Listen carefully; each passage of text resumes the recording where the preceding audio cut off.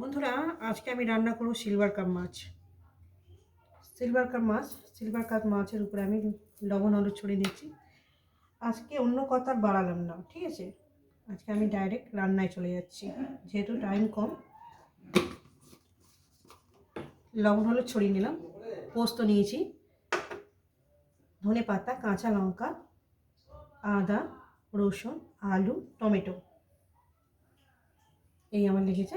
রেসিপিটি শুরু করার আগে বলবো লাইক করবেন, শেয়ার করবেন, চ্যানেলটা ভালো লেগে গেলে সাবস্ক্রাইব করে নেবেন। ঠিক বাড়িতে যেটাই খাই সেটাই আপনাদের সঙ্গে শেয়ার করি।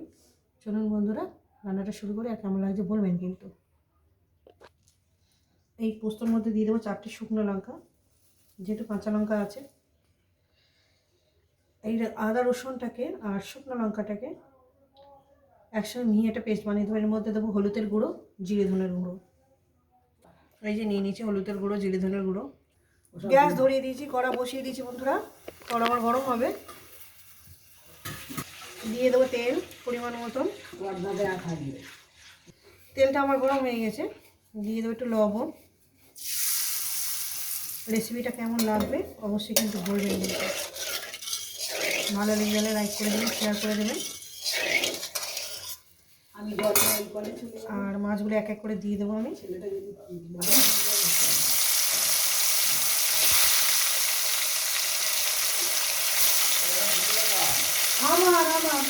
আমি ওই বার করে নিতে ওই ঠান্ডায় আমি।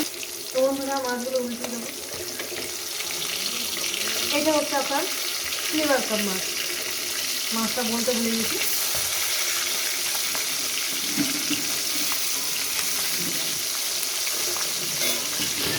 মাছটা উল্টিয়ে দিয়েছি। মাছগুলো ভাজা হয়ে গেছে, মাছগুলো উঠে নেবো। বাজারে দুটো মাছ আছে, এটা ভেজে নিয়েছি। এই মাছগুলো ভাজা হয়ে গেছে।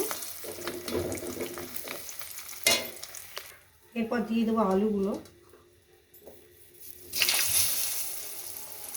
আলুগুলোকে আমি ভাজার মধ্যে সিদ্ধ করে নেব। রেসিপিটা পুরোটাই দেখবেন আর কেমন লাগবে বলবেন। তো বন্ধুরা, আলুগুলো ভাজা হয়ে গেছে, আলুগুলো আমি তুলে নেব। দিয়ে দেবো একটু জিরে ফোড়ন সামান্য পরিমাণে। এরপর দিয়ে দেবো টমেটো,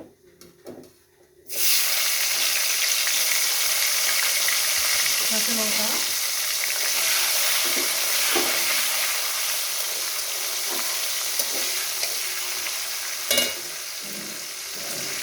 দিয়ে দেবো লবণ।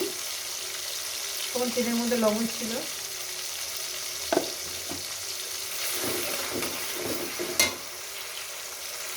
এরপর দিয়ে দেবো এই পোস্তটা।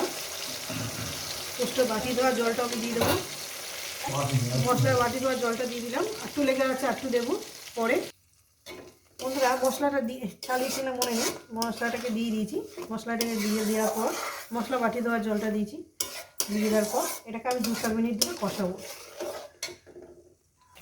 বন্ধুরা দেখুন, কষানোটা আমার হয়ে গেছে। দেখুন কত সুন্দর করে কষিয়ে নিয়েছি। দেখুন তেলটা পুরো ছেড়ে গেছে। এরপর দিয়ে দেবো জল। জলটা দেওয়ার পর একটু ঝোলটা ফুটে উঠলেই আমি মাছ আর আলুটাকে দিয়ে দেবো। ঝোলটা আমার ফুটে উঠেছে। এরপর আলুগুলো দিয়ে দেবো, আলু আর মাছগুলো।